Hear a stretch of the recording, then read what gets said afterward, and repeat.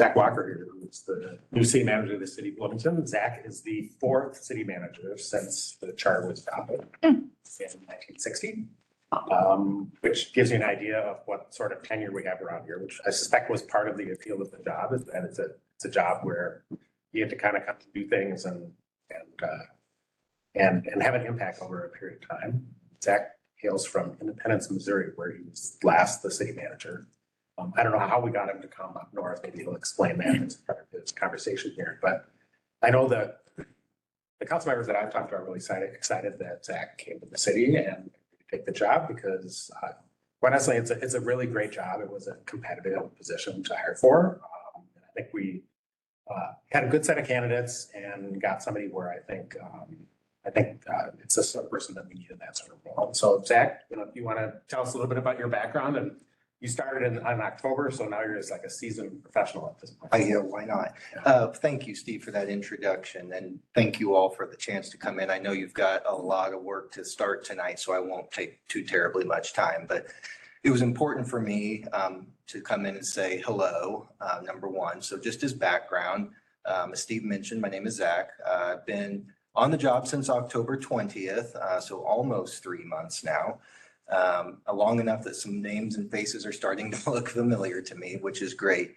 I started my local government career in Kansas City, Missouri. I was there for a little over 5 years, and then went to Independence, was in a couple of different positions in Independence, Missouri, but served the last 10 years as city manager of that community. And if you're not familiar, Independence is part of the Kansas City Metro. It's about 120,000 people, and best known to most people as being the hometown of President Harry Truman. It's library, yeah. Yeah, so I really enjoyed my time in Independence, but to Steve's point, after 10 years, I was kind of looking for some fresh opportunities and new challenges to excite me.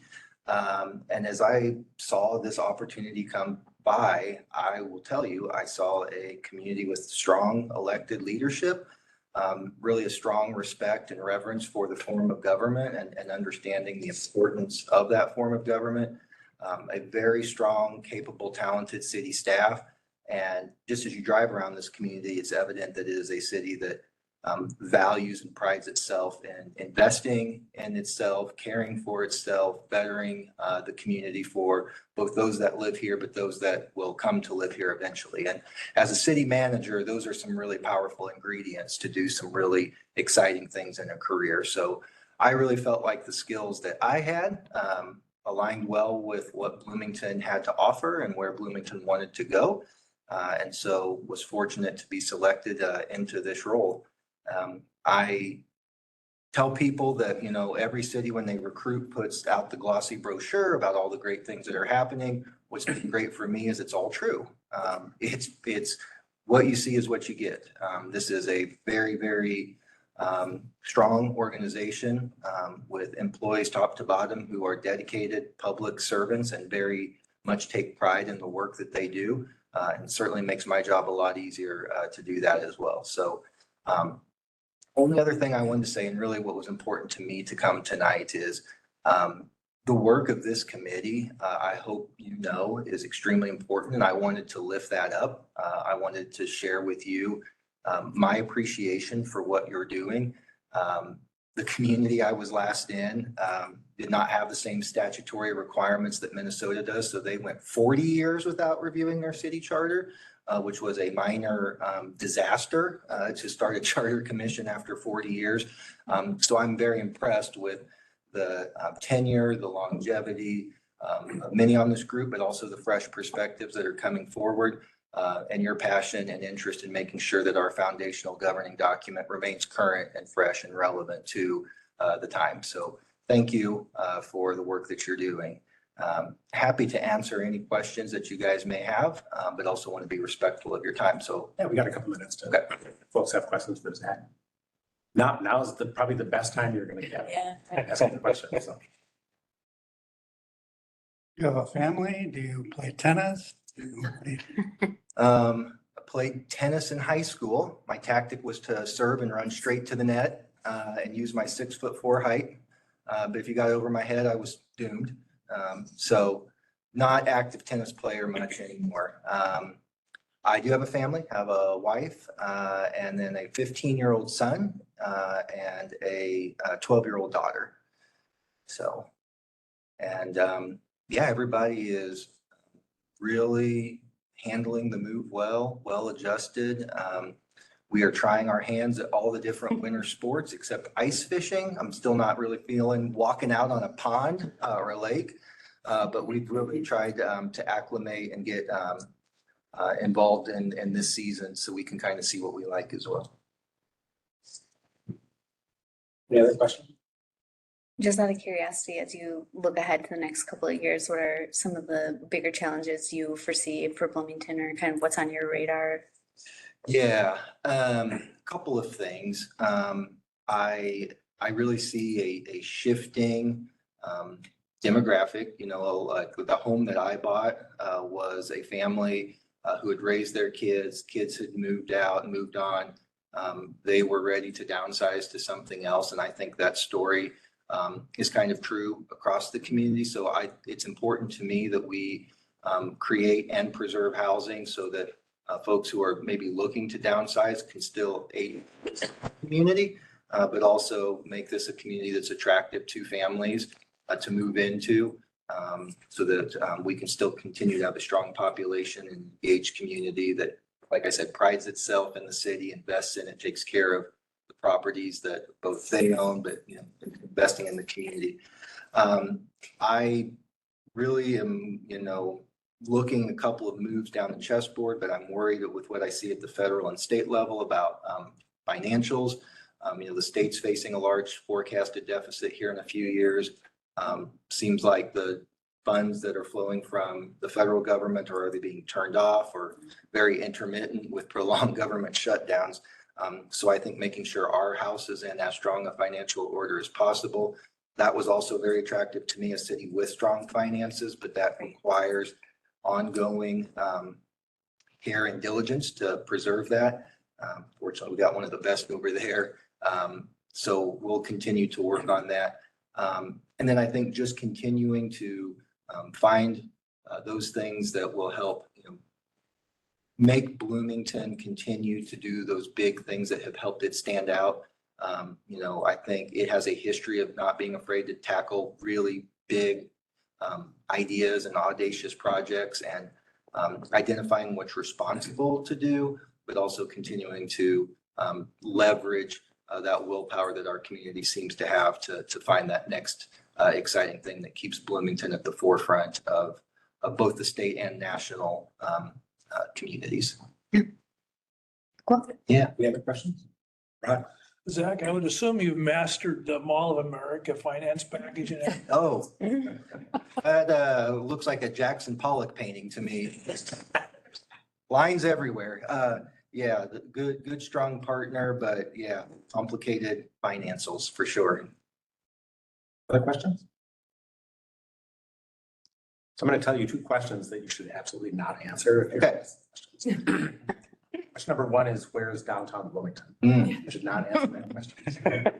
The other question, and this is even more serious than the not downtown Bloomington, is do not answer the question of where the border is between East Bloomington and West Bloomington. Do not answer that question. Question, I tell you not to answer. Okay. That's your advice.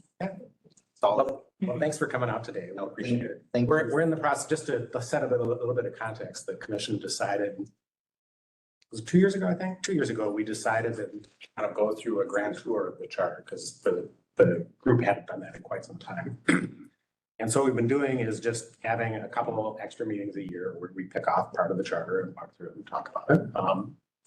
And generally, you know, we have a lot of conversation about, like, why is it this way? Sometimes we have conversations about, you know, should things be different?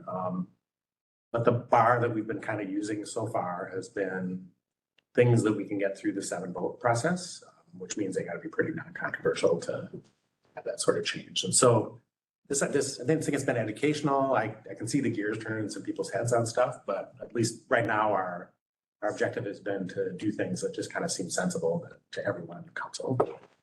So tonight, that's one of the topics tonight. That's why Lori's here. So. Okay, thanks. Good luck. Thank you all. I appreciate you.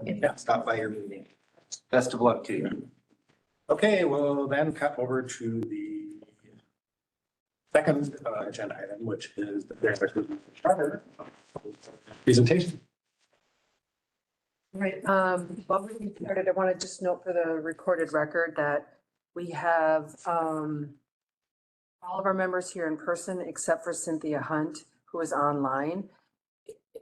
So I wanted to take this opportunity to just let you all know that the law recently changed, and if you need to participate remotely, there are no longer requirements about sort of certain medical conditions or a limit on the number of times that you can be remote.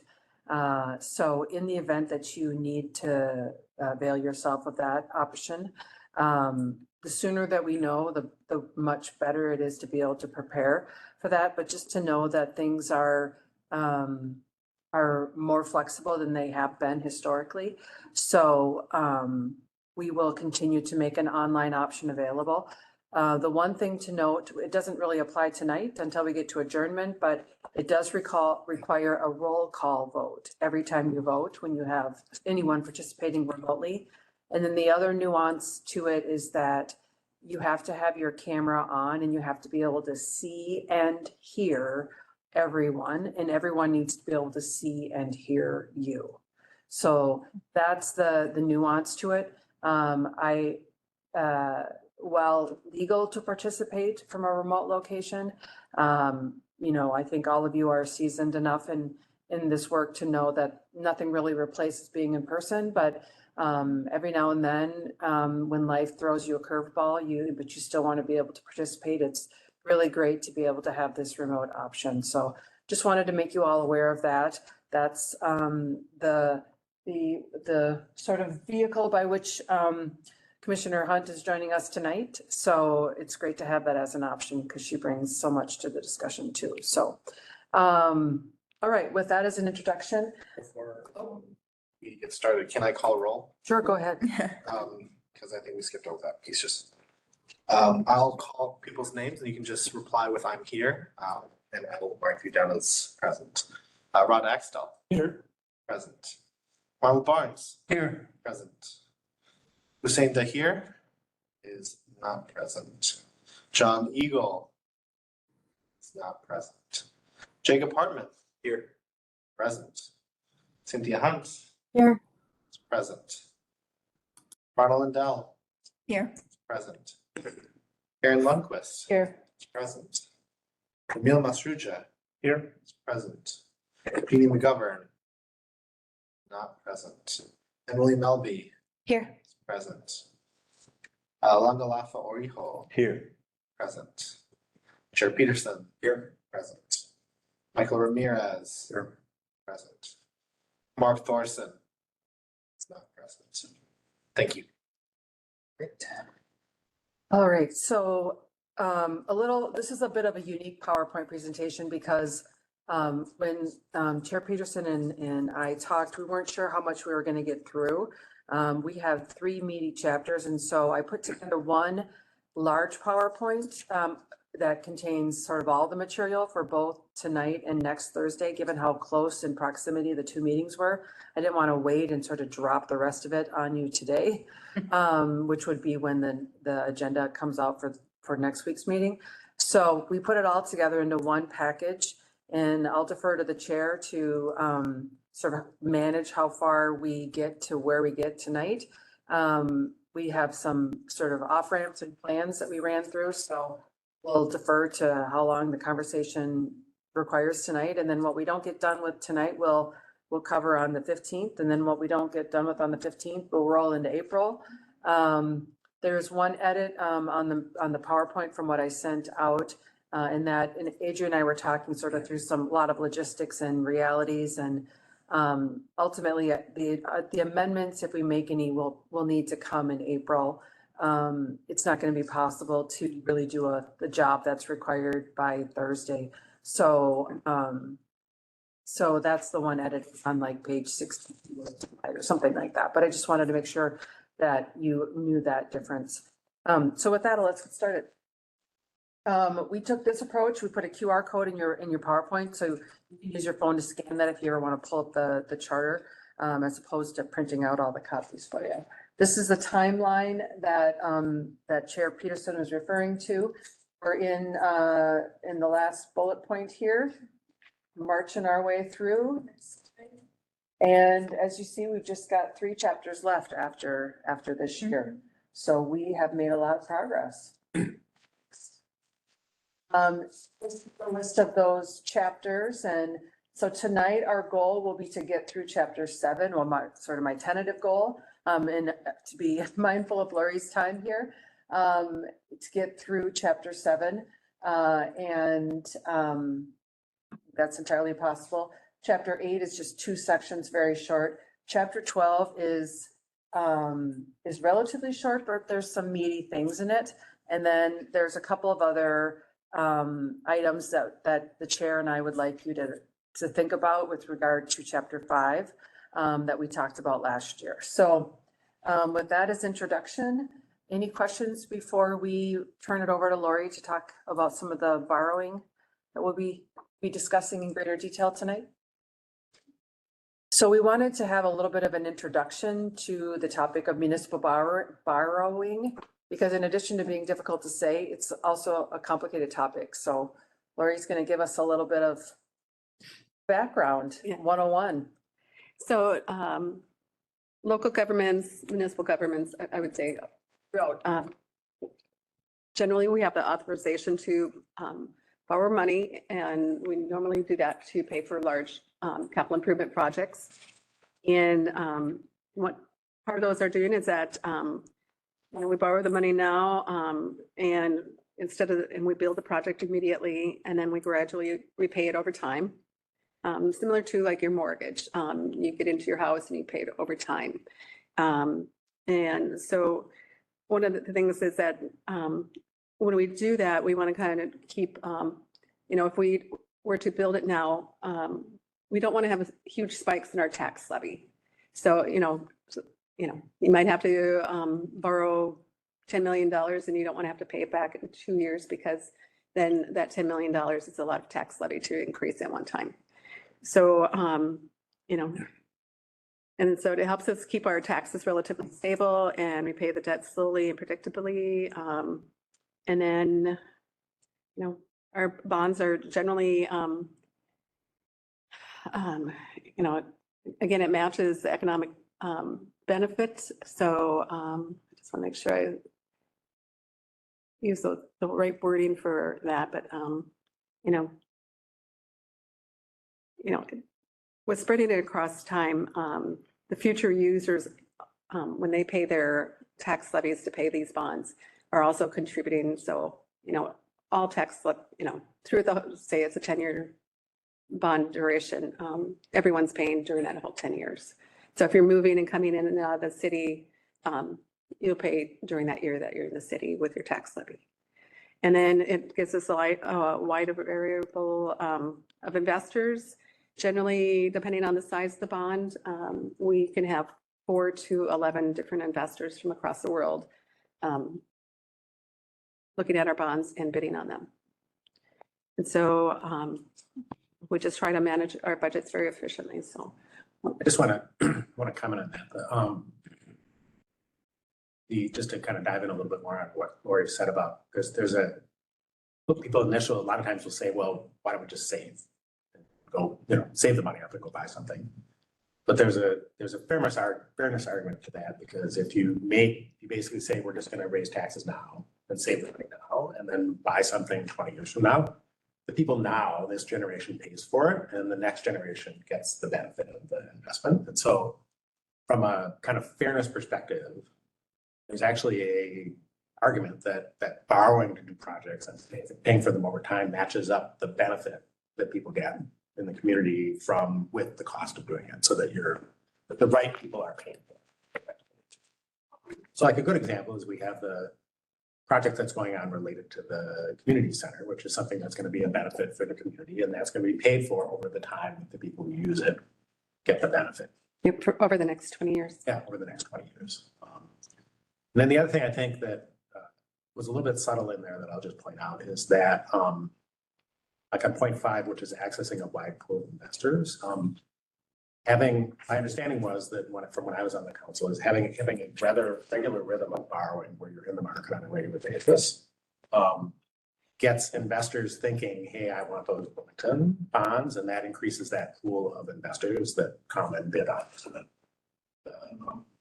the bonds. So when Lori talks about the kind of investors, it's literally the city says, hey, what are you going to pay us for these bonds? And they come with proposals to do that, and then that gets matched up. That's how the price ends up getting set.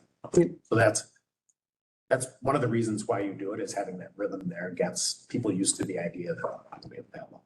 And one thing to also point out, the city is a AAA city with both, the Standard & Poor's, Fitch, and Moody's.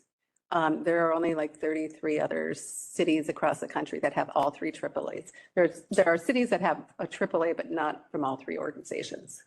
And that's been since 2004.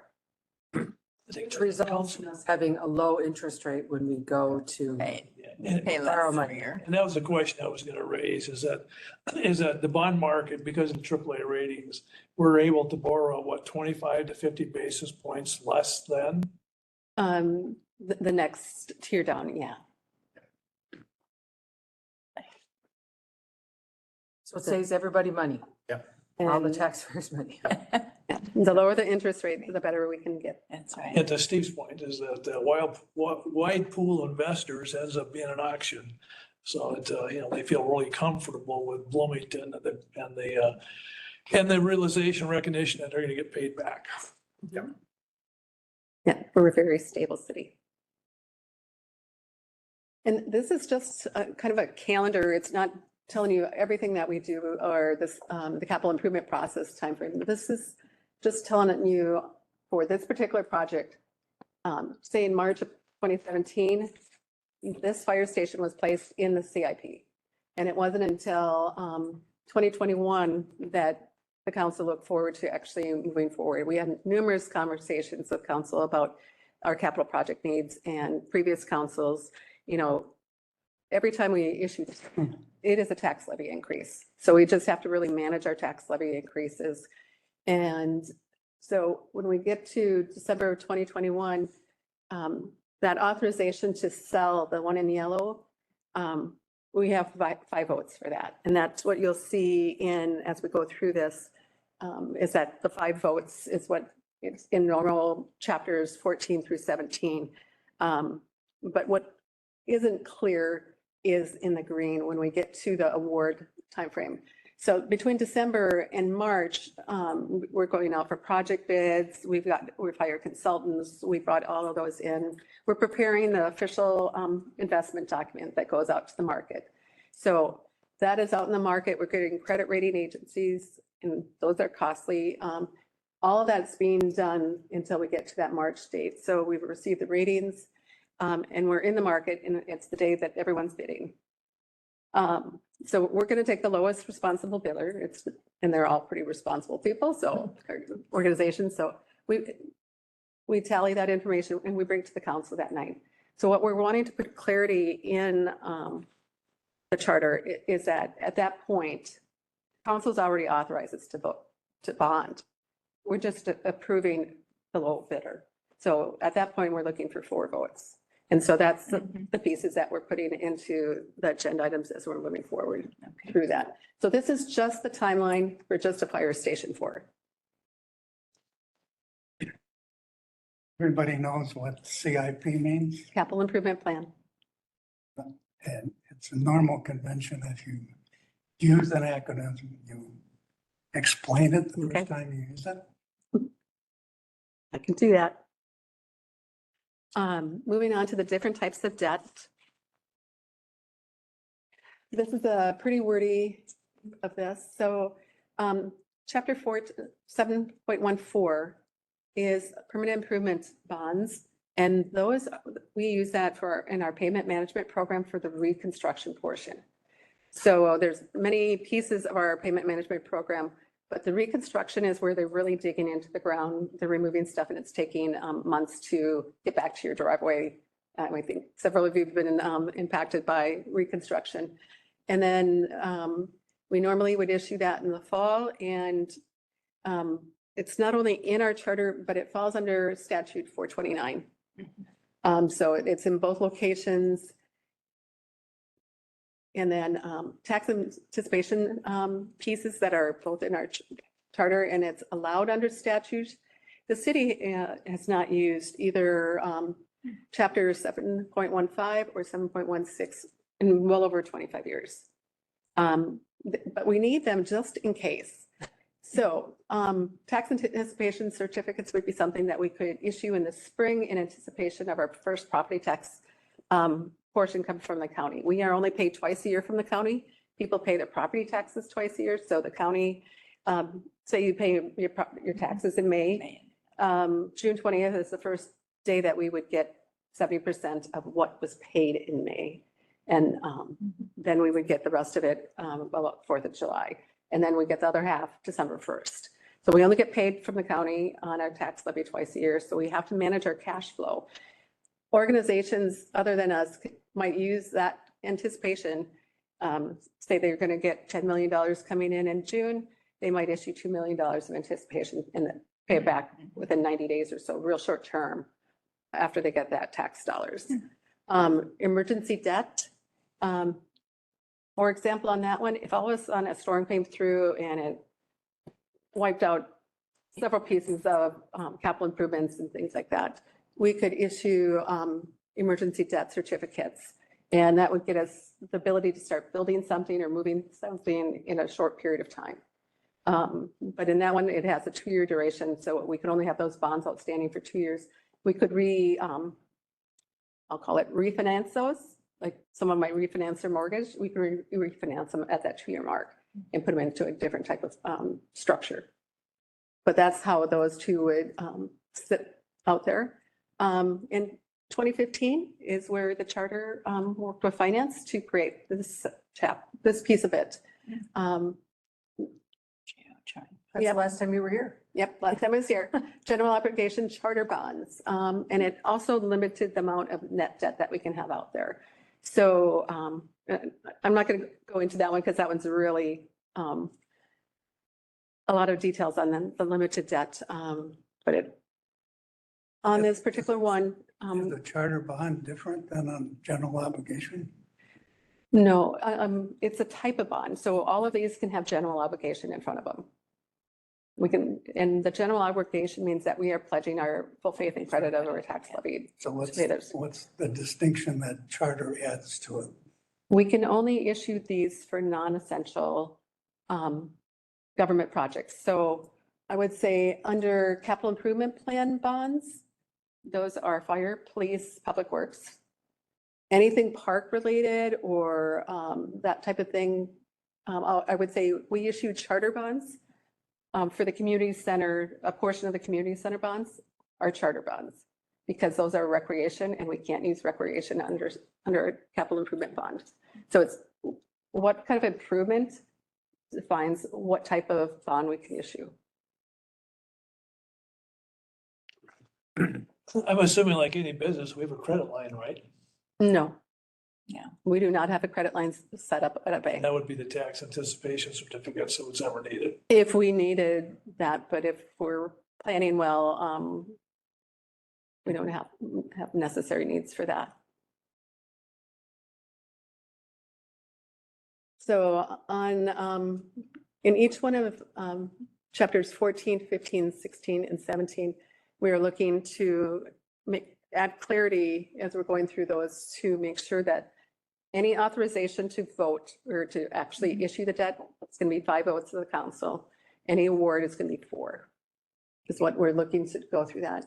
For all of them. Yep. And then I'm just giving you a list on the other side with other bonds that we've issued over the last 20 years. We've issued the sales tax bonds.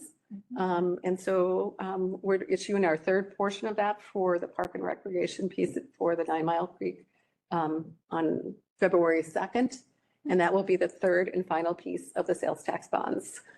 The capital improvement bonds, we are also issuing bonds again on February 2nd for the Public Works Garage on that particular one. The utility bonds, those are almost, I would say, 3 to 5 years apart. So that might be a sewer improvement, it might be a stormwater improvement that we don't have enough reserves built up to pay for it in one go. And so those are those, we've had a couple housing improvement HIAs. And so the most recent one is this fall for the Heights and condominiums, the 30-unit condominiums. We issued approximately $1 million of housing improvement bonds. In that type of bond, it is 100% assessed to the owners. So none of the liability of that type of bond is on the tax levy of the city of Bloomington. And then tax increment bonds are financed predominantly with the tax increment that we can generate from that project. And then lease revenue bonds. We've only issued that a couple times. The last one, and we work with the Port Authority to issue those. And that would be all of those ones underneath that. Can you go back for a second? Just to be clear, like I'll give you an example. I have my investment account at Fidelity. And Fidelity set up where it emails me when there are bonds available in Minnesota. And so if the city council on that night that Laura talks about selects syndicate that includes Fidelity, the next day I get an email from Fidelity that says, hey, we have bonds available from the city of Bloomington. And so each of you could go and buy, I think there's it's $5,000 or $10,000. Generally 5,000 Yeah. increment by that. So it's, these are literally something where you could, on the other side of it, you could, if you have some money and you're looking to make money as a, kind of on a. So tax is the income tax You can exempt. go buy these Yeah, bonds. that's the beauty of it. Yeah. And then if Lori doesn't write the check, you know who the person is to call. Get paid. We're the fiscal agent and they handle all of those Yeah, type of things. right. On the other side of these bonds, in the end, it's almost always people on the other side. It might be like a family that has somebody managing their money, or it might be Right. those buying them, but it's not like a lot of big, super remote people. It's it'll be a lot of people. So Anybody can buy them. Yep, anyone in, but they generally have to work through their underwriter. Yeah. As you can't come to the city and buy them. No, you have to have a fiscal consultant. Some of these bonds are not addressed in the charter, correct. like tax increment bonds. Those are all authorized under statute. And these, other than chapter 17, where it's cloudy at the statute, at the state level, what we can do with that. So we wanted to make sure when we added chapter 7.17, that we were very clear what we could do with that.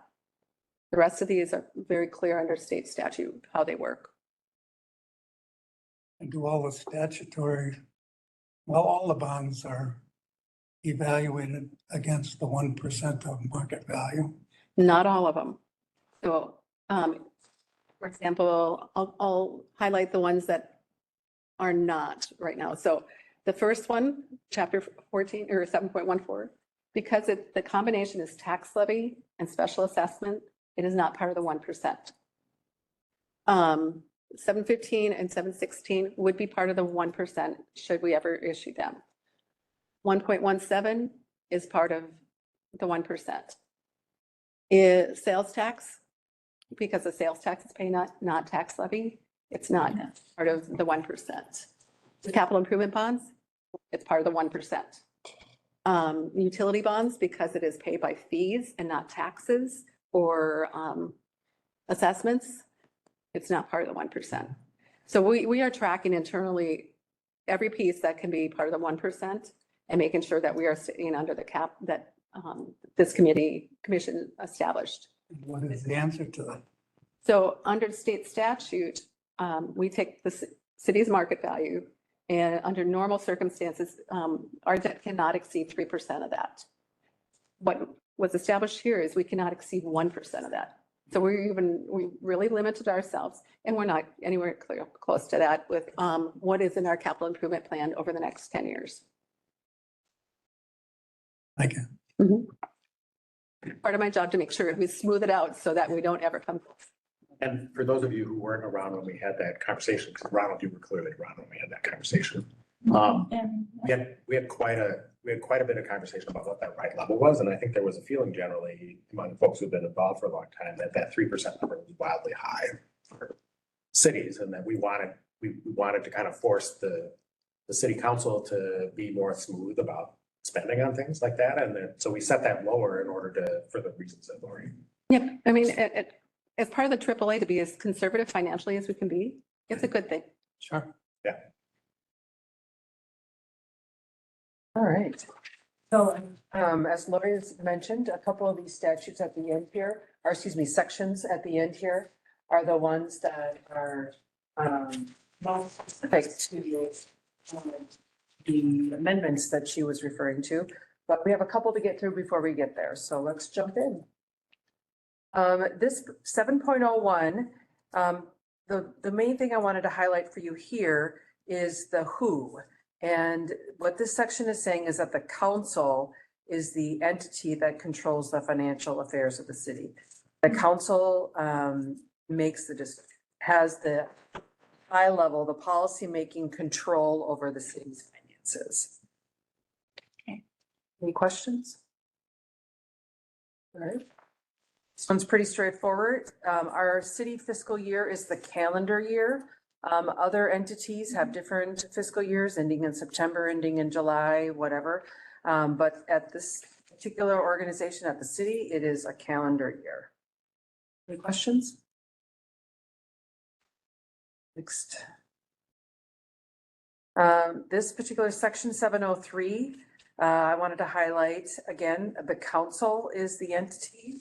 The vehicle by which taxation is occurring is by ordinance. And this requires, this section of the charter requires that the ordinances and the regulations that the council adopts have to be consistent or not in conflict with the state constitution and the state laws. So when you heard Lori previously talking about state law says this, state law allows us to do this, but we have it still in our charter.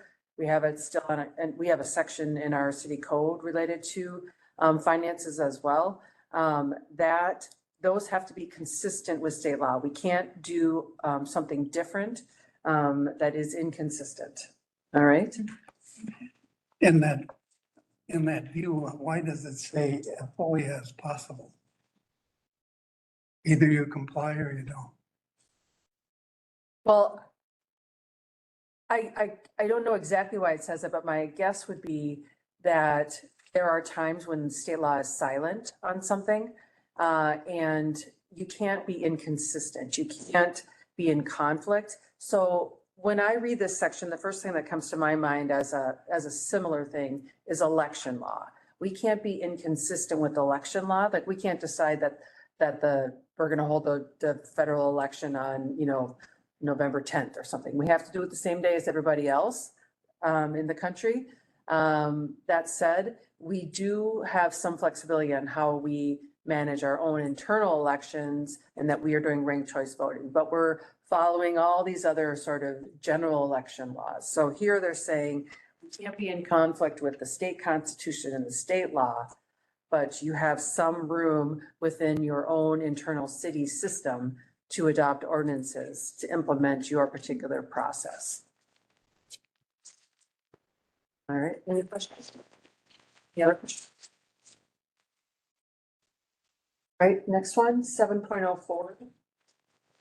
Board Appeal and Equalization.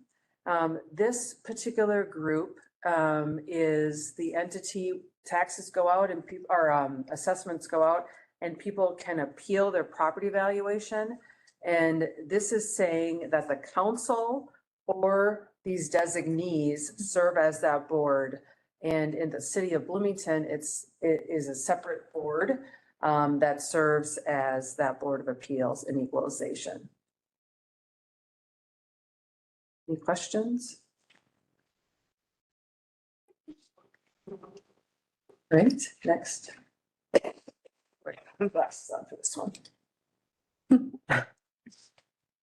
Right, this one is saying 7.05, preparation of the annual budget. We just completed that process in December. And we have a slide, the next slide, an upcoming slide gets into greater detail about that process. But essentially it's a many months long process. This particular section charges the city manager with the responsibility to prepare the estimates to the council. It requires that the budget be organized in funds, which if you ever tune into those presentations, you'll hear tonight, we're going to talk about the utility fund. Tonight, we're going to talk about the other funds. They're organized, the budget into funds, and we move funds. We assign the money into different buckets, into different funds. The council can establish or dissolve funds, except for the general fund. Expenditures come out of these funds, as I mentioned. Each department draws down. We have our own budget by department.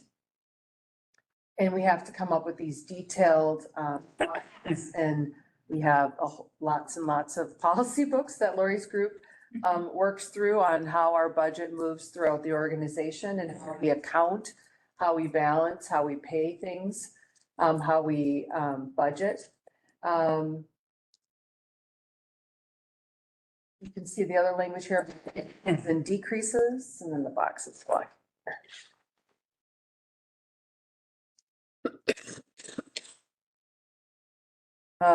There are revenue statements, and I think the thing that I wanted to draw your attention to also on this is that second to last sentence about how estimates have to be transmitted at the first regular monthly meeting in September, and they have to be public. I wanted to make you highlight that in particular because I wanted you to know that there are some specific timelines in our charter. Some of them are very specific and some of them are more general. And our finance department and Adrian, they have mapped and calendared all of those deadlines and communicated and reminded everybody and calendared all those things to ensure that we're always meeting those deadlines. About those deadlines tonight, but I just wanted to highlight that one for you in particular. Any questions on this process related budget slide?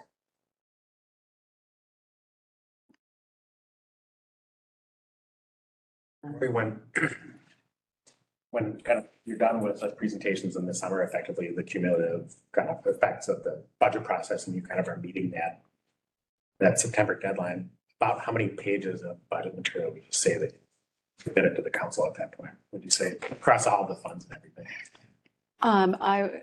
What's your guess? I would say first, there is a general fund, and in the general fund, we have pretty much departments. And so if they were to just look at I'll call it the historical, when you were on council, we had paper packets for the council for all those. Thankfully, we are now digital because every Friday they would get a packet delivered to them of a mountain of paper. So the 200 pages might just be the police budget.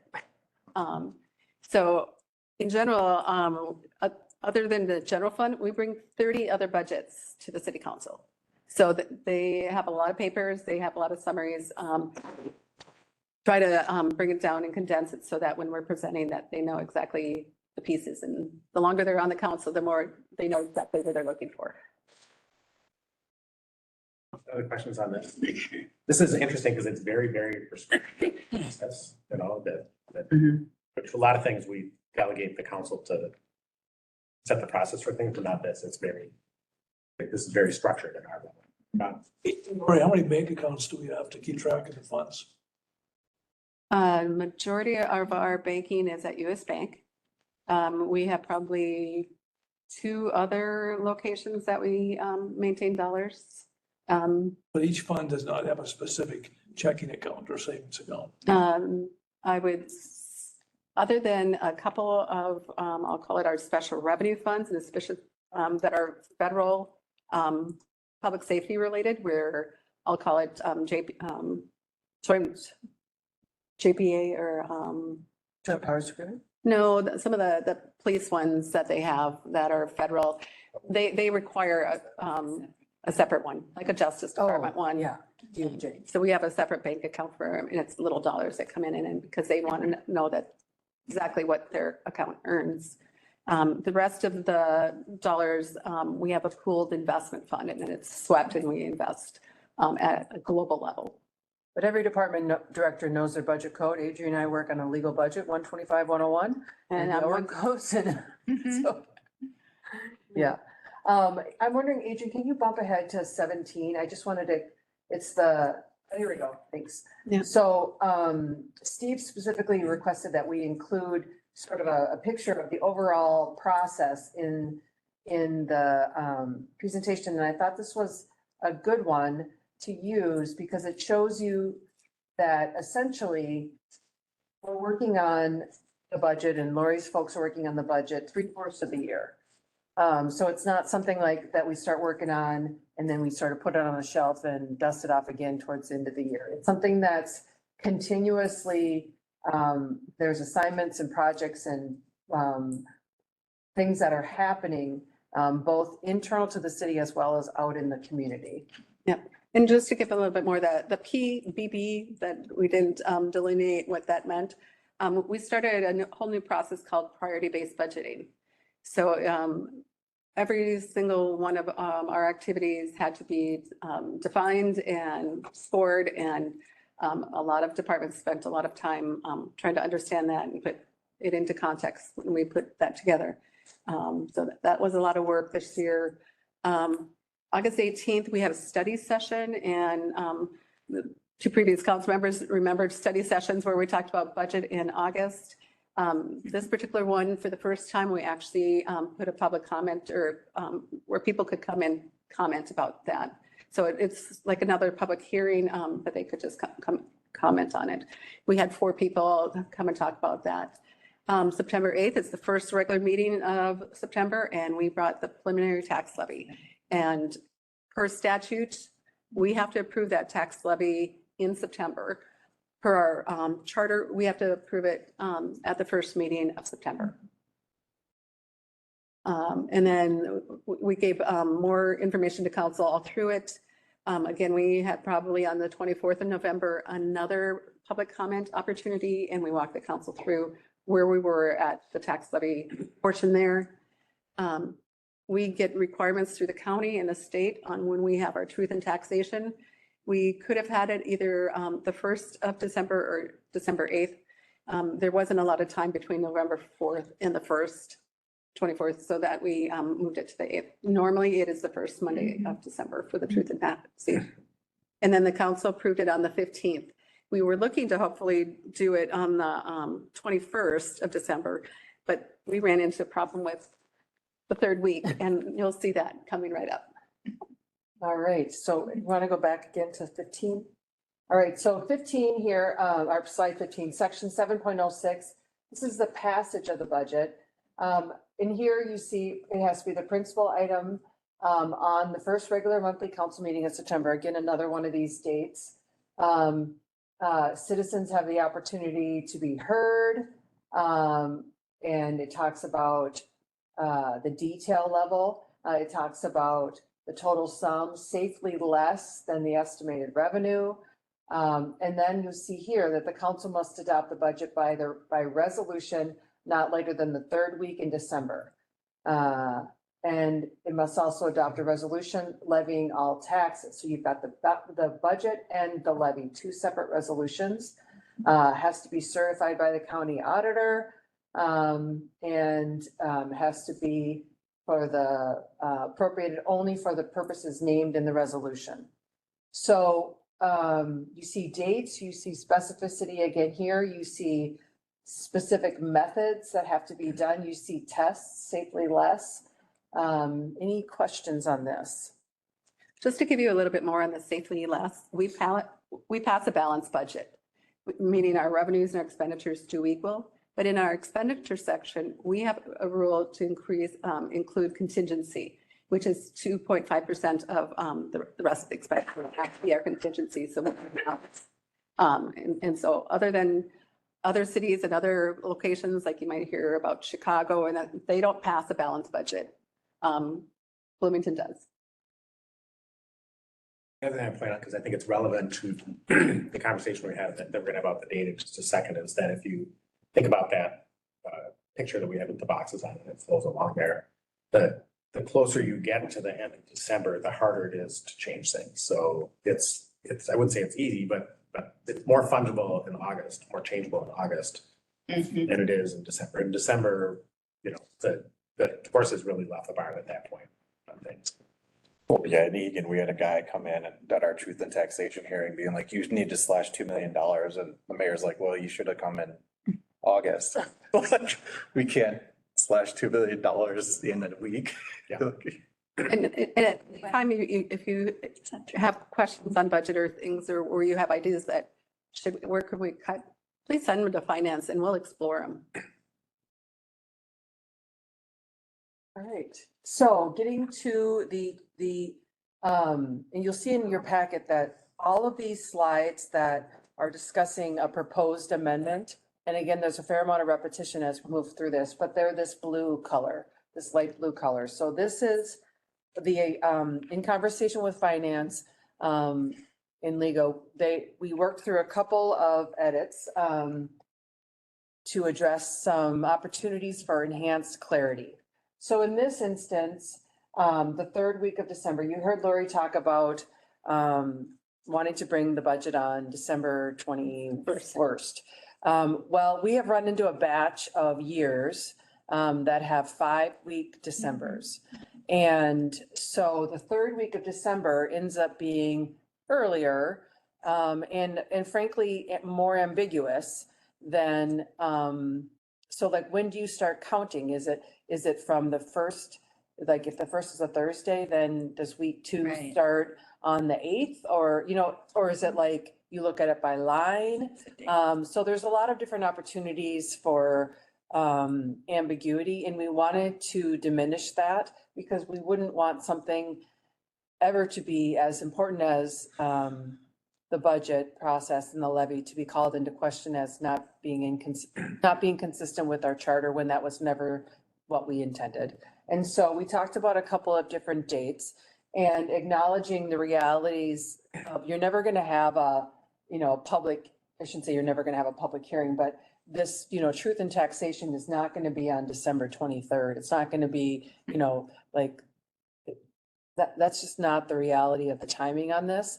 But we were looking for a specific date, and you saw that chart, right? The boxes.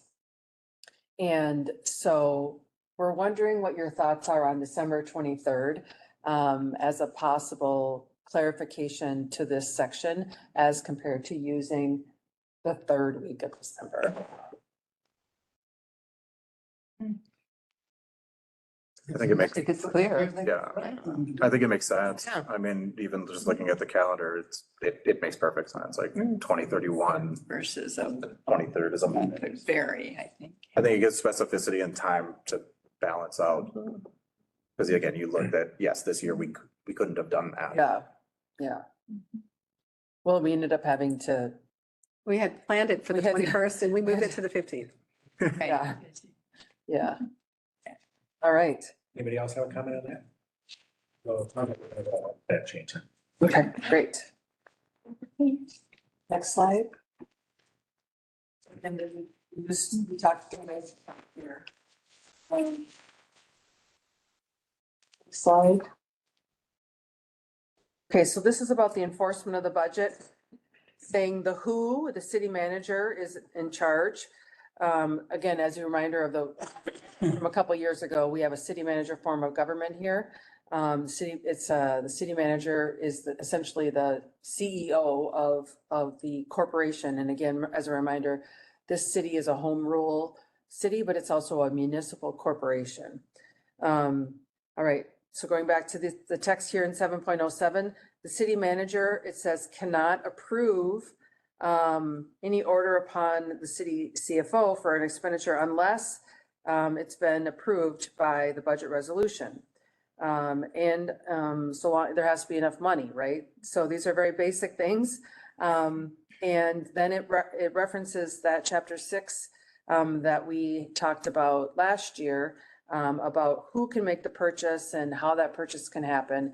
That 6.06 and 6.07 and 6.8, we're talking about signatures and authorities and execution of instruments. Any questions on this? So I'm trying to remember, were in the pandemic year in 2020, did this end up getting triggered at all with needing to make like budget adjustments to make things happen? Do you remember if we had anything like that? That pretty much able to be taken care of under the. In 2020, when, for example, in 2020, 70% of our lodging tax revenue did not come in because of COVID. I would say at that point, the budget had been already set for 2020. We just stopped spending in a lot of areas. And as we moved through 2020 and had the committee and helped us cut budget activities for 2021 budget process, there's just a lot of things that we didn't spend because we didn't have the revenue to spend. So Right. the council can also at any point, the city manager can't, but as we're moving through here, the council can approve alterations. I'll call it budget adjustments, but the original budget is the original budget. We can always have an amended budget. Ron? This is not of substance importance, but I found it odd that the word order was used when it's either you requested it or by or from. The word upon doesn't seem to fit. I don't, Order it upon. doesn't really matter, I guess. That's been created back in 88. Must have been, yeah, different English, Well, any order. you think that the meaning is clear. Mhm. That's fine. I guess, yeah, It's just odd. yeah. Well, there are some odd turns of phrase and let contracts and things like that. Yeah. Anything else on 707? All right, 708.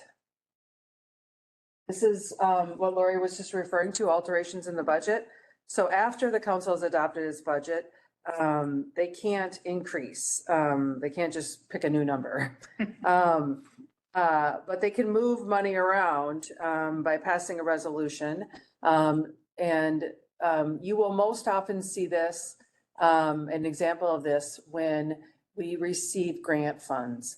When we receive grant funds, we have more money coming into the budget and we have to put it into a fund. And so there, you'll see this as a part of that resolution that's acted on by the council. And what this charter section says is that in order to do that shifting of money, you need a bigger vote than a majority vote. You need a five member vote to do that.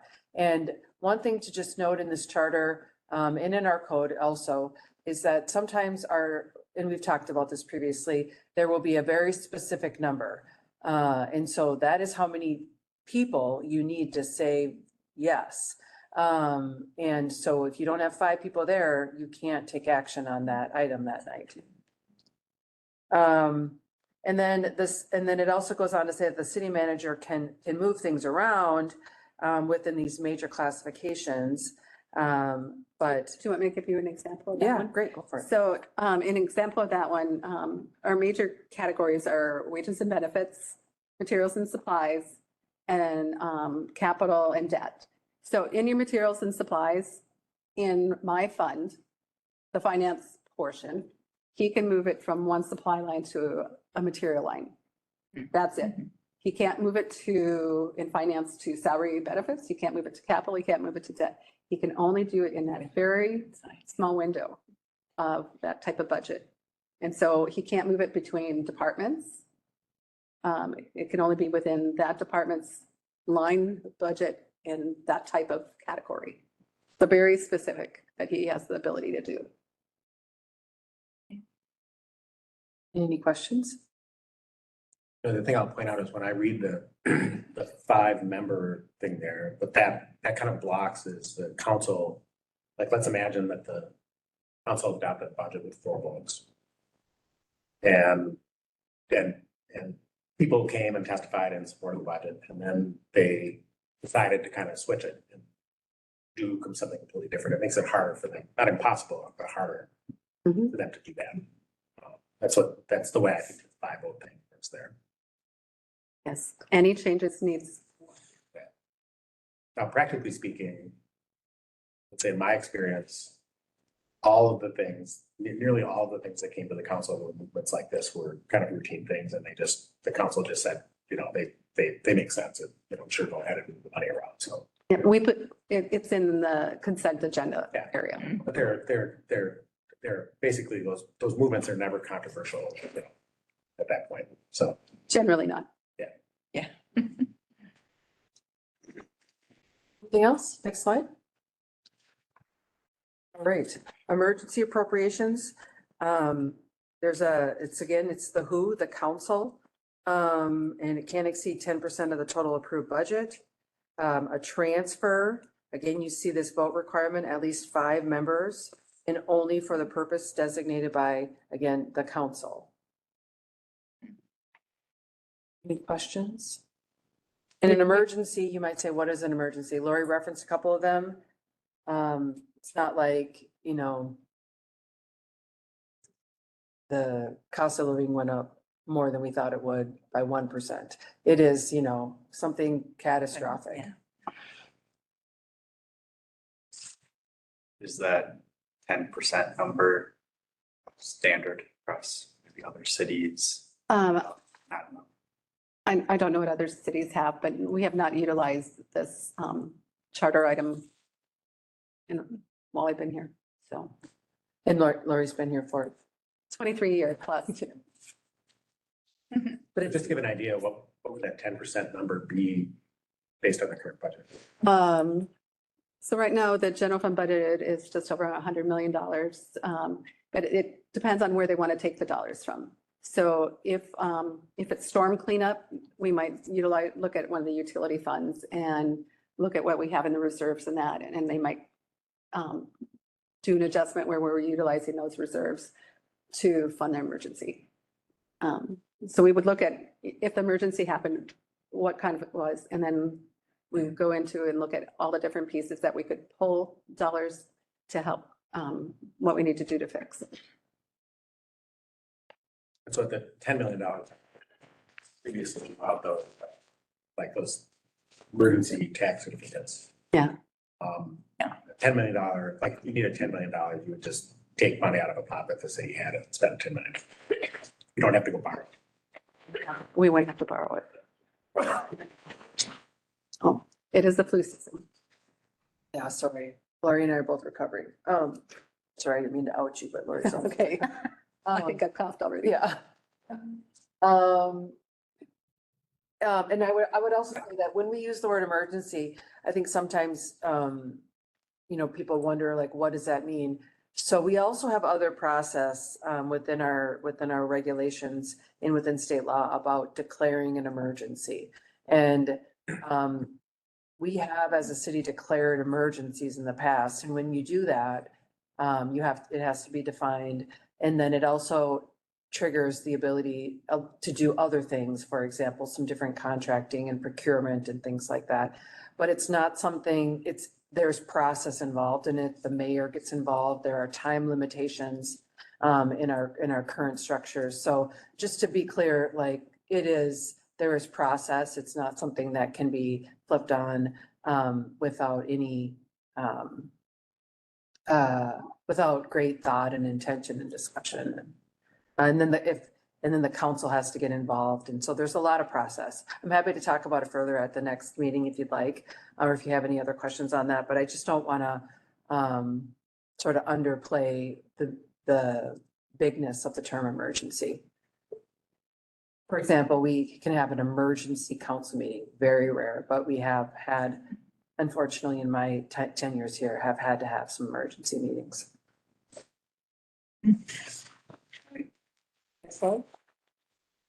Disbursements, how made. So I'm going to start this slide and then turn it over to Lori. This is talking about basically how we pay with city funds here. And Lori's going to explain a little bit more about some of these more nuanced terms. And then we have a proposed amendment for your consideration as well.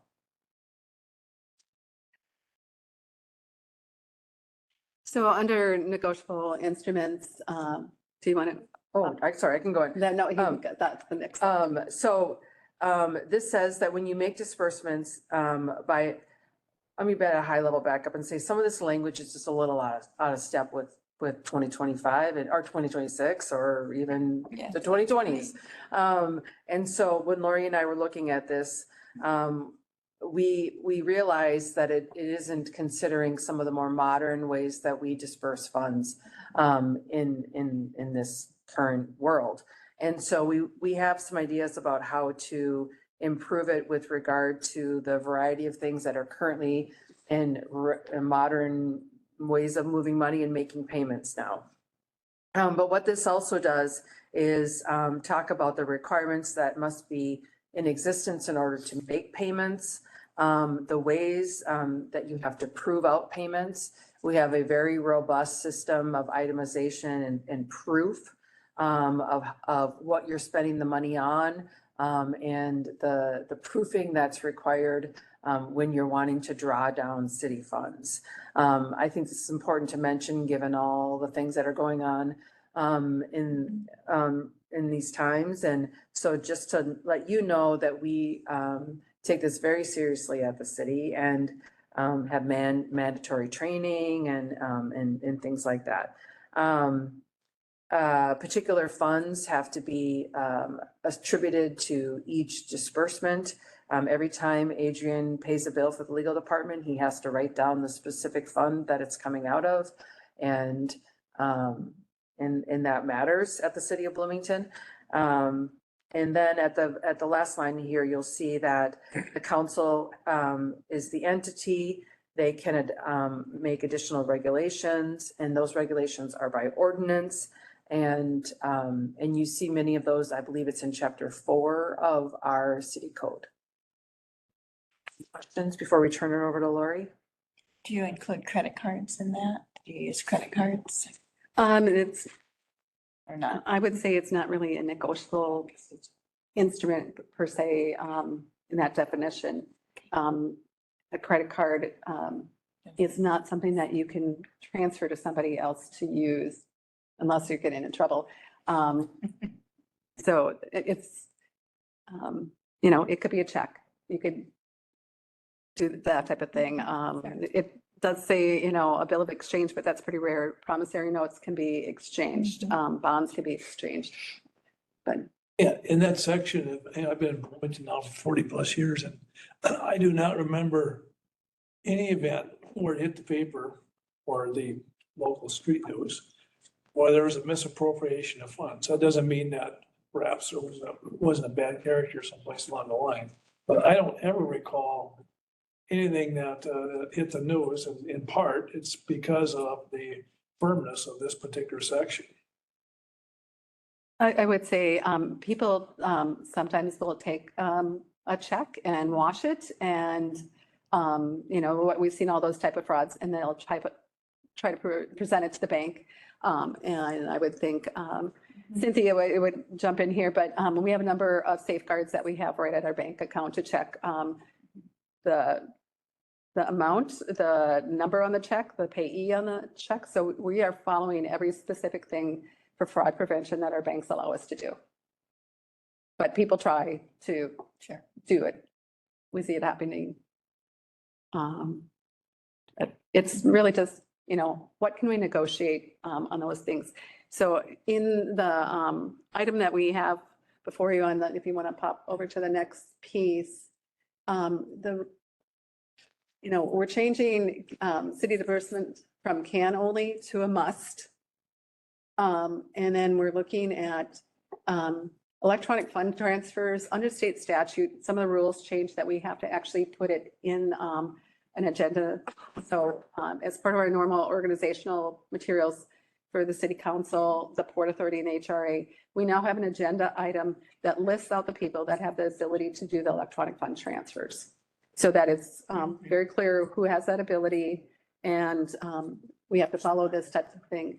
So one of the things that is not in here, and we want to make sure that no digital currency is listed here as a type of movement of money.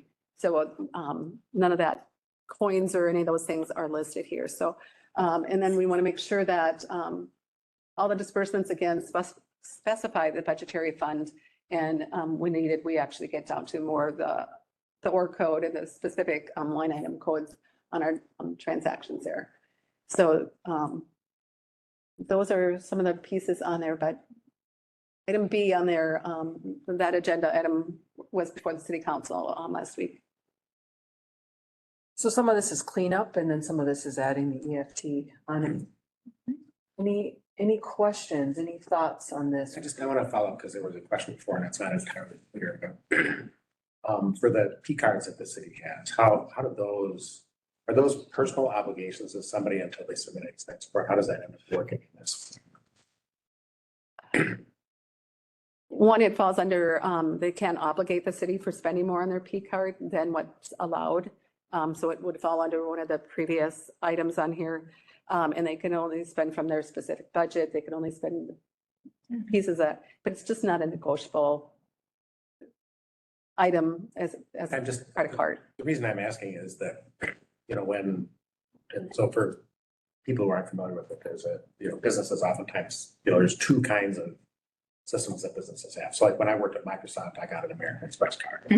And it said Microsoft on it, but it wasn't Microsoft's American Express card. It was my American Express card that the company paid for, and I was responsible for paying the bill, and I submitted an expense report. Yep. They gave me the money, and I wrote a check to American Express and paid it off.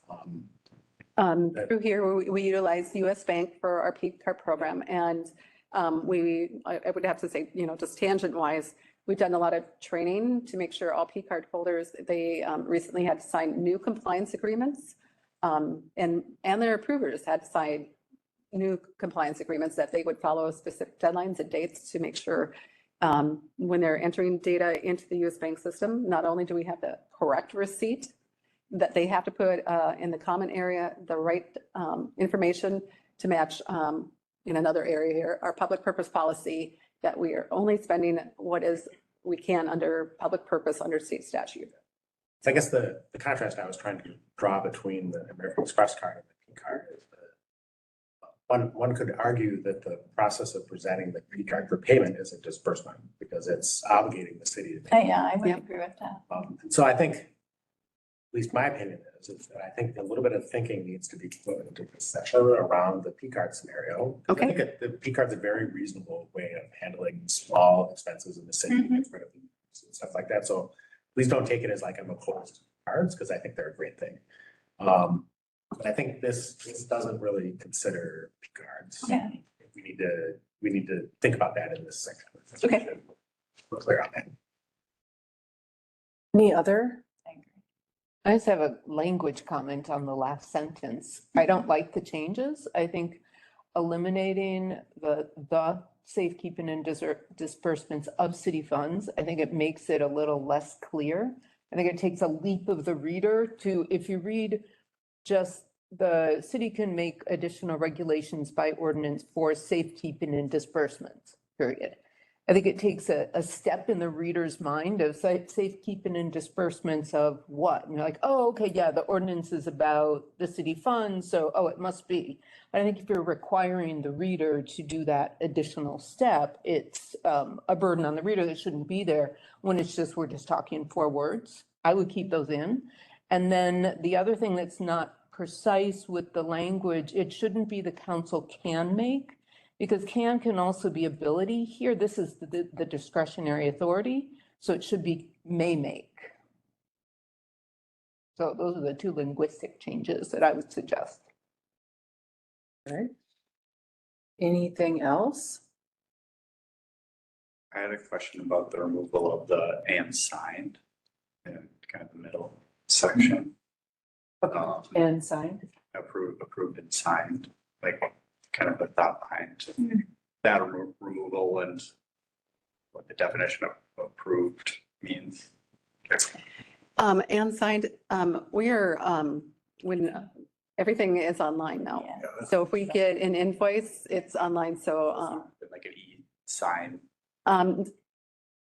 even e-sign, it's a process to do DocuSign on every piece of this. And so some of them are dollar levels at different levels where people can approve. It depends on how much workflow we're going to put on for every single document for dollar amounts. So right now, if they have the authority, if they say, for example, the council approved us, the contractor for big, received this much. And the council's already approved that we can spend that much. Do you want every invoice for that contractor that's we've already approved for signed? Or the council has already given us the authority to move that through and pay those bills? So anything over $175,000 has to go to the city council to get approved. Your system keeps track of the fact that somebody put the approved up, right? So it's not like there's some mysterious process where. And we know who and when. Yeah, so Know it's when just it's a report. it's not signing in the DocuSign sense. Yeah. So 7.10 is for all disbursements regardless of any dollar threshold. Is that correct? I think this was much more in regards to, as we looked at on their negotiable instruments, and I think it was just terminology was in regards to that area, and we added electronic fund on there. And if we need to add to cover all type of expenditures like P cards and stuff, we'll just add a C on there and describe it. Okay. But And then- I think to your question, today, if the city needed to pay vendor $25, this applies to that $25. If it's not a P card thing, if you're gonna cut a check, it falls in this category. There's no bottom to it. Sure, okay. Section B just came because of how statutes changed in regards to clearly defining that we're, because I would say most of us have had direct deposit of our paychecks for years. This is telling us that who has that ability to move those things that way. Okay. And then just one other question on A. It talks about facsimile signature. So are they allowed, is the mayor allowed to like electronically like DocuSign? Is facsimile covers that as well? We create a form, US Bank has a form because they're our main bank. So in that piece of it, the mayor's signature, the city manager's signature, and my signature is there, and that facsimile is then put into a computer. And as we're doing a normal, if people are actually getting a payroll check, that facsimile signature would be on there. If they are getting an actual vendor payment through our accounts payable system, they would get that facsimile. So facsimile is embedded in the software as we're printing the check. Yeah, that's very common. And that's why we left facsimile on there, because it really does reference what we're due. Other question? So we've got some proposed amendments here. I'm interested in getting people's kind of reaction to the amendments. I think we heard a little bit of feedback on the last sentence, and personally, I'm fine with that. Other comments about the changes?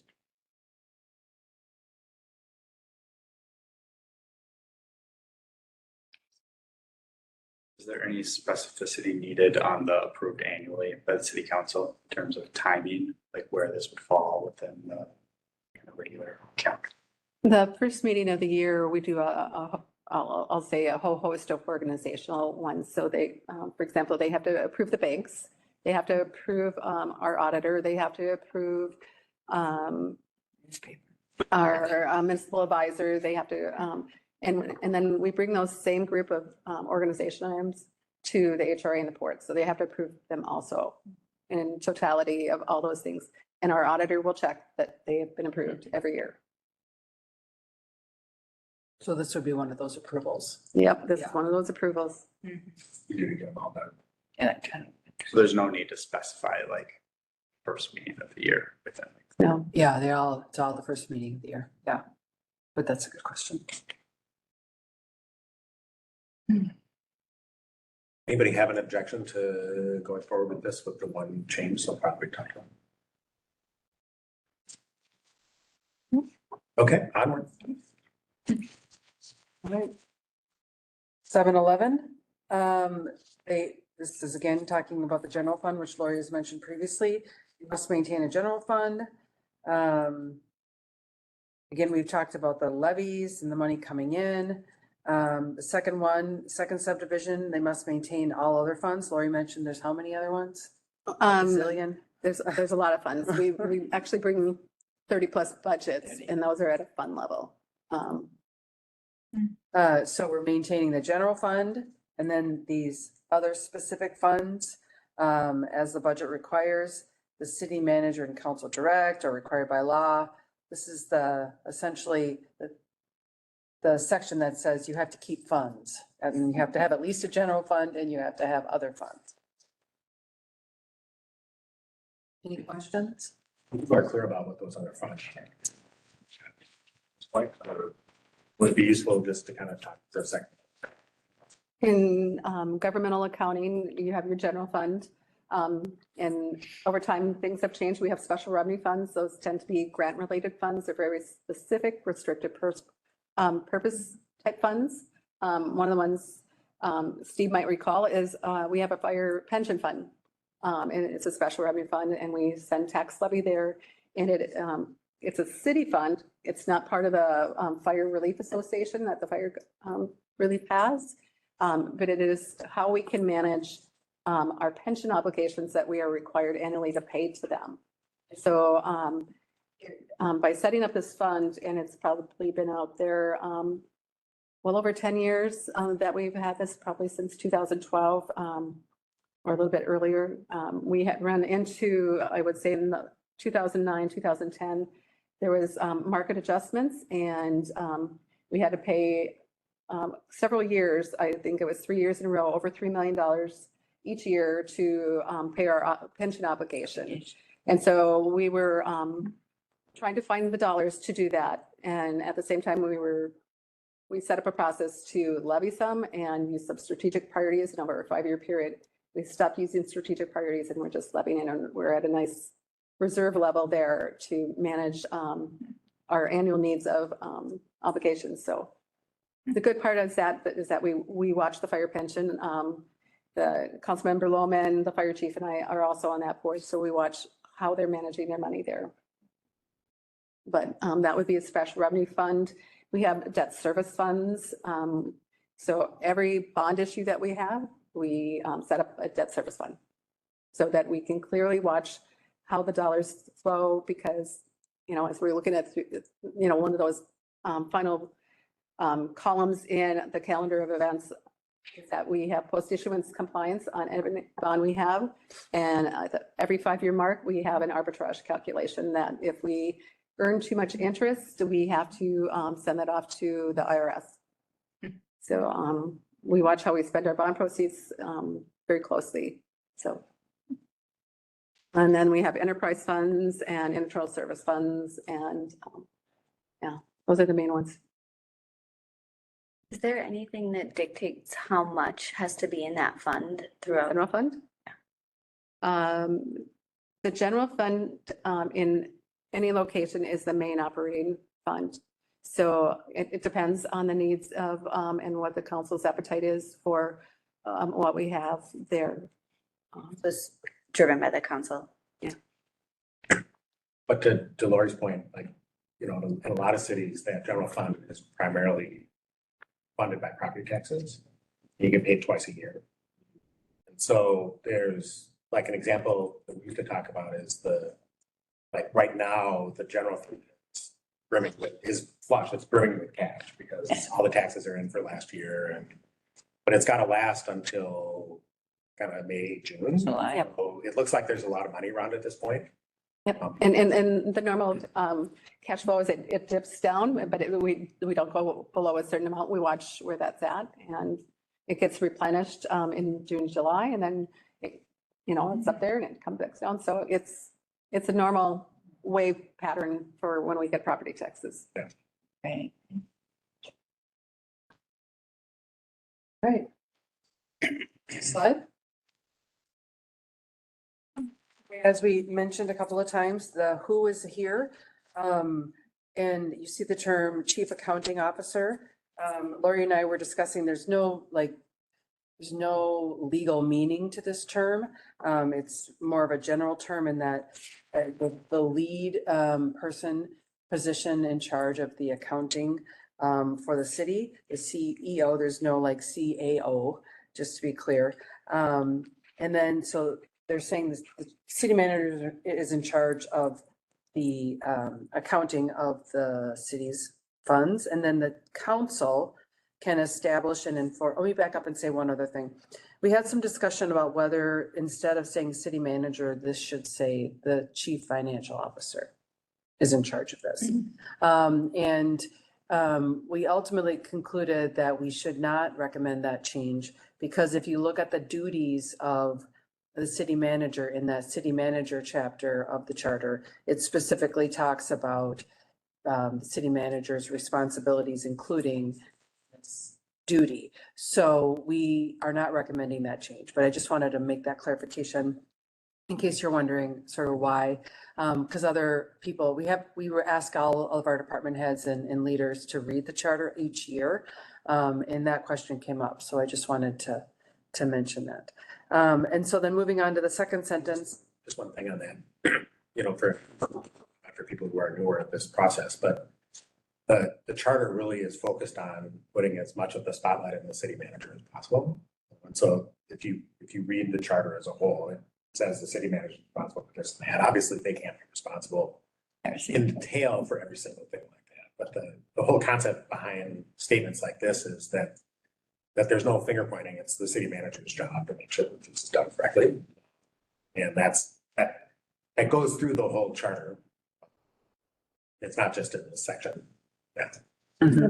But essentially, I mean, how this one would work is, finance has to accumulate all the data and we walk the city manager through everything before we send out the report by the end of February. So he knows exactly where we stand. Right, the second sentence, it's the council that establishes and enforces the methods and the forms and the payments and all of those things. I mentioned previously, those financial management policies, those have to be approved by the council. When we make changes, when we recommend changes to them, those recommendations go to the city council. Oftentimes on the recommendation, functionally on the recommendation of the city manager. They get into minutia at a high level and specific low level as well. So they're talking procedures, the public purpose expenditure policy, the purchasing policy, the P card policy, all of those types of things and topics that you all have referenced tonight. Those are approved by the city council and they're also on our website. Yep. Currently, there's 25 different policies underneath the umbrella of the financial management policies. All right, and then at that last sentence there, you see another one of those dates. The city manager must transmit a report to the council covering the operations of the city of the past year before the last date in February. All right, any questions on this one? 7:12. Okay, 7:13.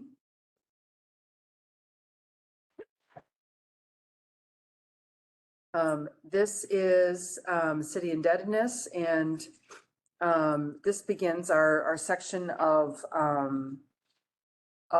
those parts of chapter 7 that we're going to talk through with more detail on the timing of the vote count on the different parts of the timing of the process. But this is more general, and it says that no obligation can be issued to pay current expenditures, but the council can issue and sell obligations. Oh, no, excuse me, except as otherwise provided. The council can issue obligations for purposes that are lawful. So they're saying like the city can issue debt, essentially. The city can issue debt. And then they're also talking about the vote requirements. In some instances, you'll see there's an election requirement, or an election requirement can be triggered under certain circumstances. And so this is talking about those two topics related to when the city wants to issue debt.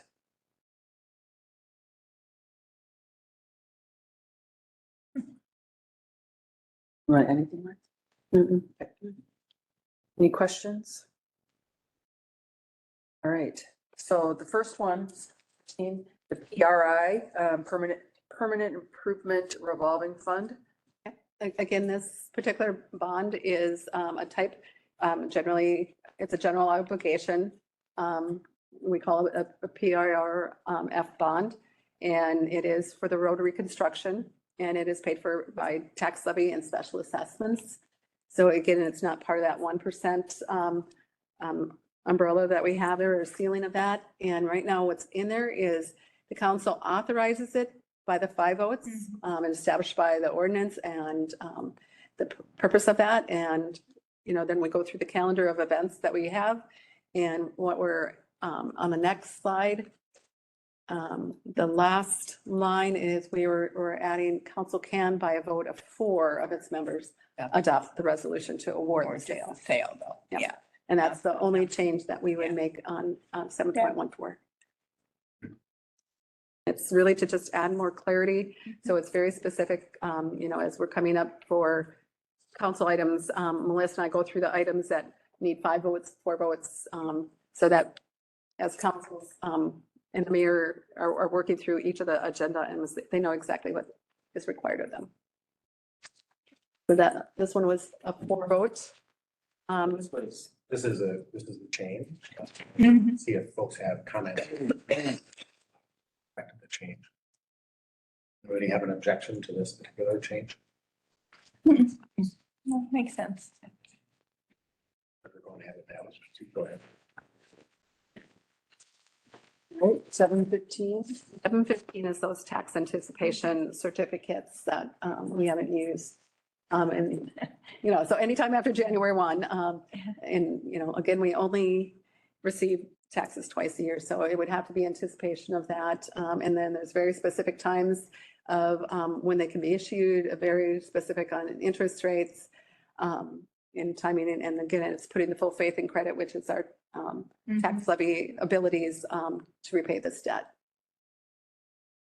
And on the next slide, what we found on this particular one, it did not have that authorize these type of bonds, the 5 votes. And so we want to make sure that was added and that it was authorized through ordinance to issue those general obligation tax anticipation certificates. And then the council can, by a vote for, adopt the resolution to award. That's consistent. This is one of those items that we never use. Correct.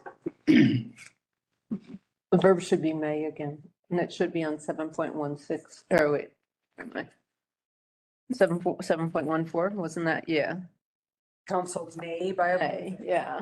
Yeah, because again, it's a discretionary authority. And also, yeah, on 7.14.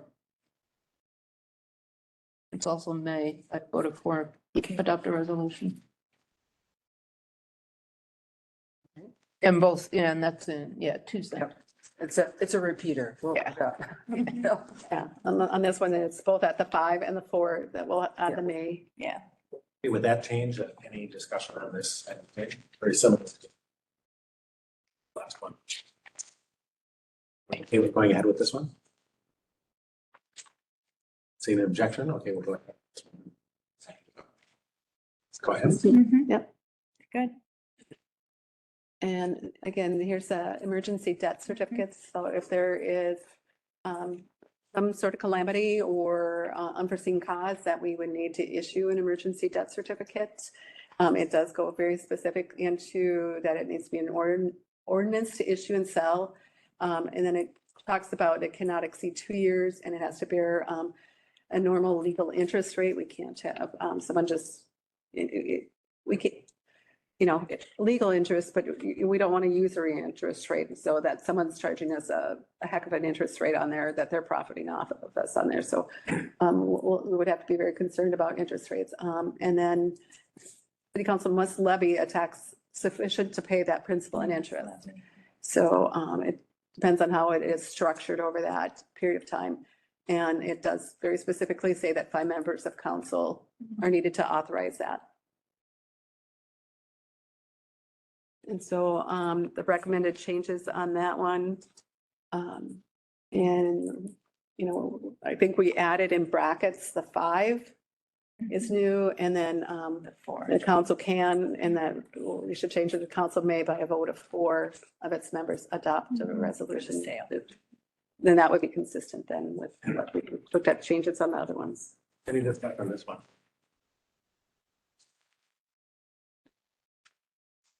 Okay. Sounds like- Fine. Yeah.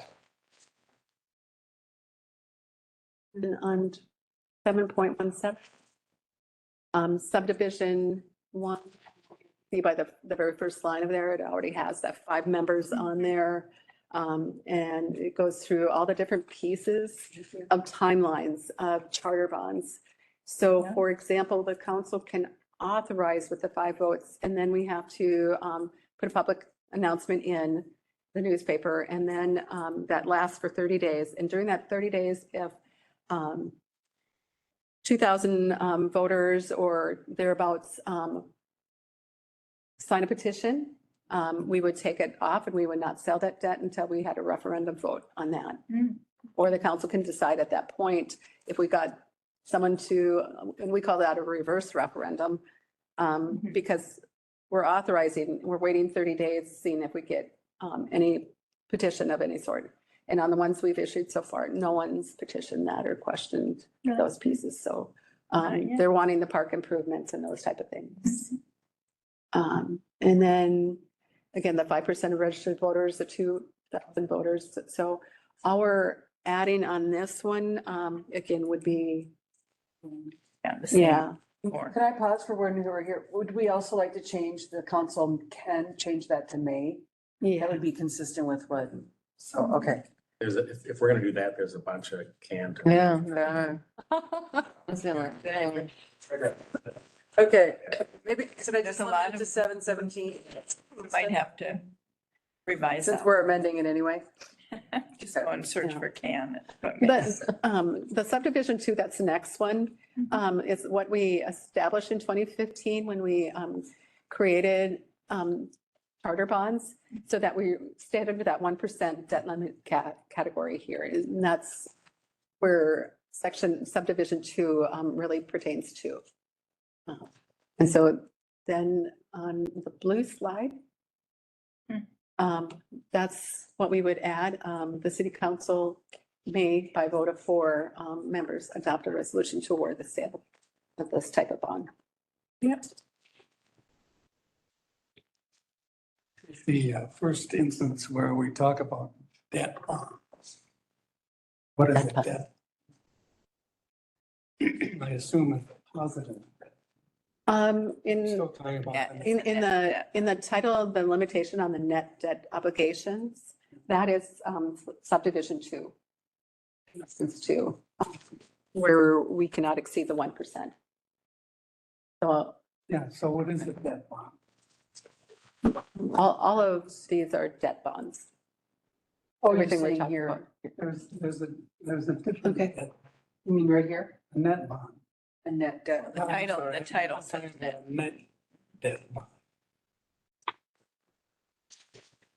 We would have to look at that, but It's in the title of the. yes, in the section. title. But From- is there's from no, the original charter. there's not a type of debt that's called net debt bond.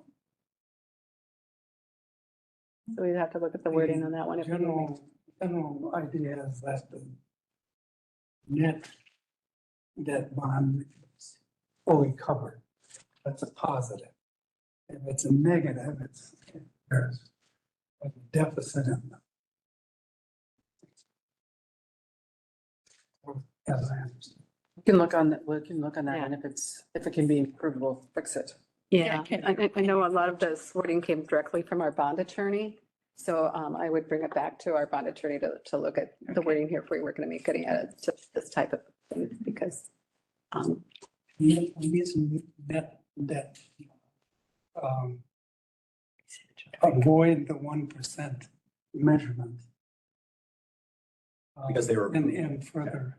They were approved by the voters, yeah. Well, I mean, it's not just the voters for the sales tax bonds. It would also be the permanent improvement revolving fund bonds, because it's anything that is not, I would say this particular 1% is pertains to any instrument that we issue that is 100% tax levy paid for. Anything that's a combination where it's a fee or a special assessment is not part of the 1%. Right. So It's the only net tax. debt in limit type of things really pertains to how the state statute defines how local governments can, the maximum net debt we can have outstanding. So Well, but your premise is that these under the 1%, whole paragraph that says that it does unless. we would need to bring that one back. Something about the 1%. So my understanding is that you're talking about positive net debt bonds. And that means they're fully paid, they're fully covered in some way. Otherwise, there's no reason for Statute.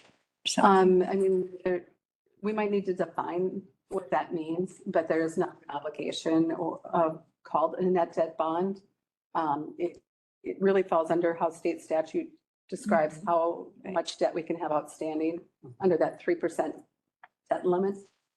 And so, Maybe since. Because it's just like the totality of your debt, right? Like the net of your, like. yeah, I mean, you know, when we look at in our financial statements, we also get information about overlapping debt. So Hennepin County might issue debt there, and it pertains to a portion of Bloomington has to pay for that. Right. So that's an overlapping, or a school district that's overlapping. right. All of that has to take into parts of the calculation. I think since this language came from the bond attorney, I think what we should do is, and we've got a meeting in a week, I think we should just take that particular thing and say, hey, if we could come back in a week, if we could do that. I'll see if our bond attorney can look at that particular wording. You don't have to come, but we're just, I think, to try to answer this question. Yeah. I'll see if there's any There's a any reason they more put it in there. definition or clarity that we could add to that makes it cleaner to read. That's one of the things that we're trying to do in general is, and some of this is really hard to do, but to try to have it be so that ordinary people can read it and it's sensible. And some of it's so technical, it's impossible to do. conversation. Okay, Okay, check her out. Yeah. that's a good point, Ronald. Right, next. Sorry. Clear out. All right, so I mean, that's the end of chapter 7, Chair.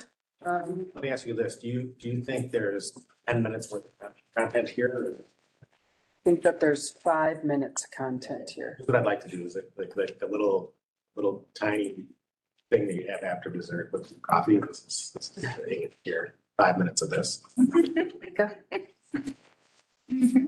Okay. All right, Go ahead. so chapter 8, improvements or special assessments. Next slide. Great. So when we want to make a public improvement, we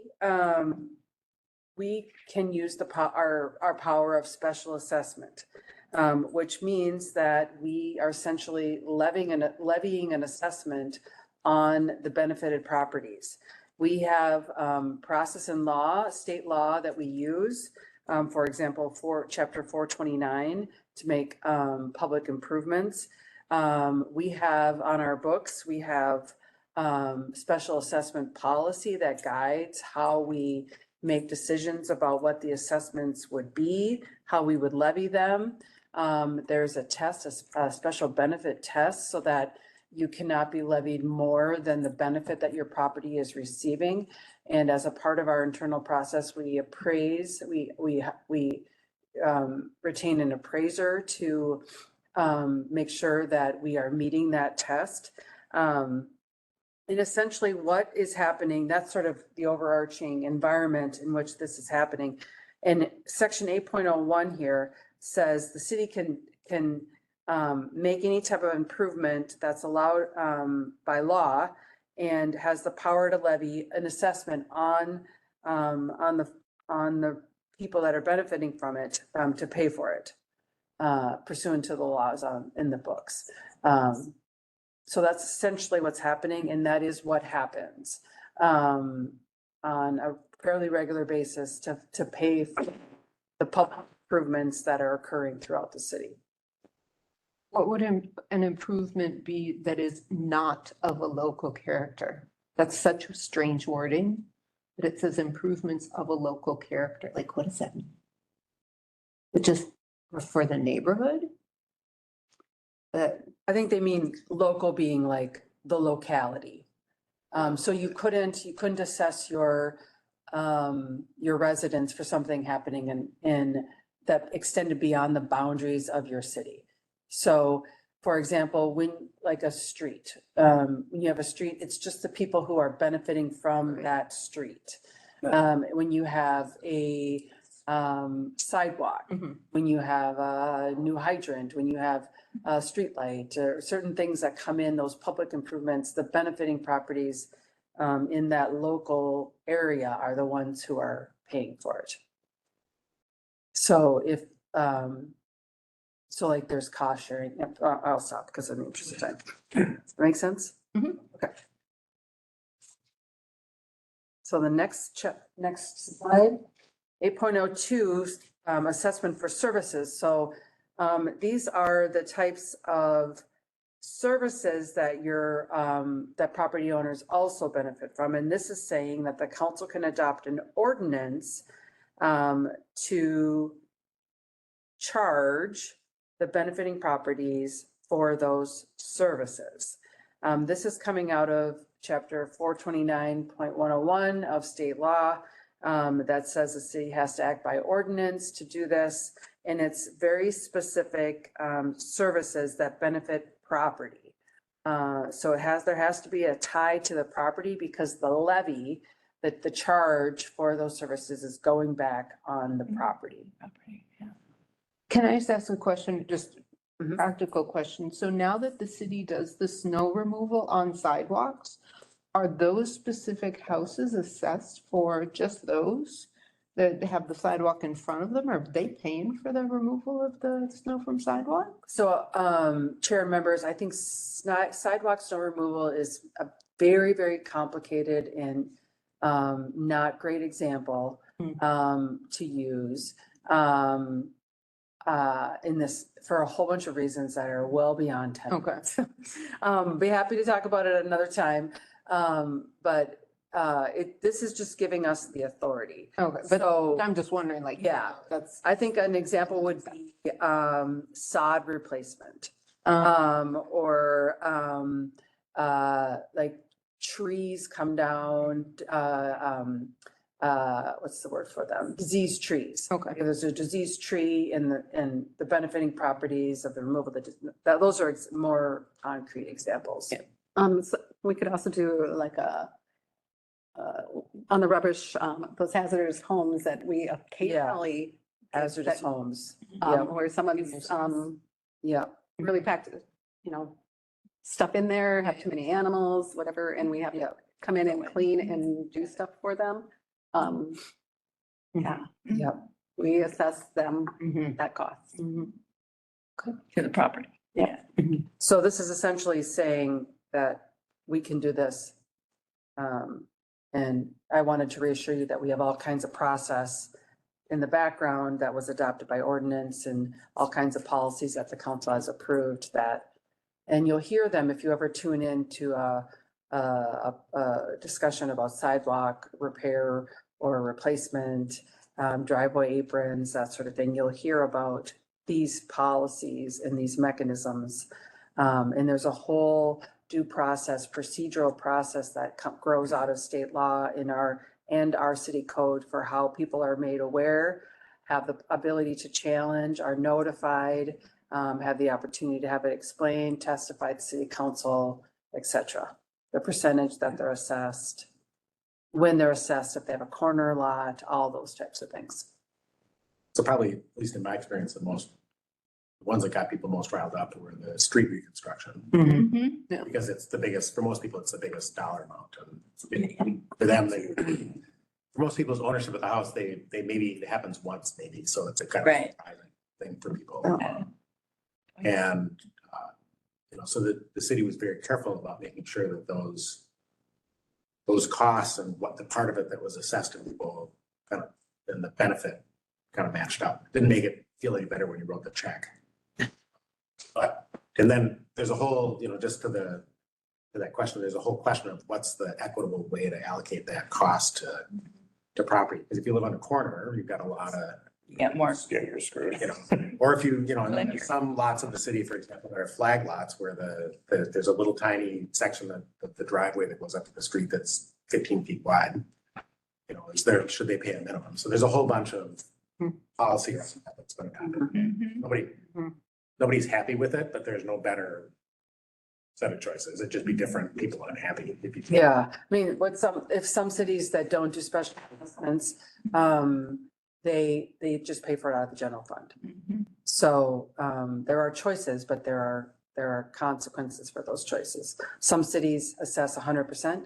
Some cities make a decision, they're only assessing 50% of their costs and the rest of it's coming out of the general fund. Right. So that these kinds of policy documents, are the council's expression of where they how they want to assign those financial responsibilities. On the road reconstruction, those cities that were at 100% have all now been challenged because that benefit is not 100% because other people drive on that road at 20%. Exactly.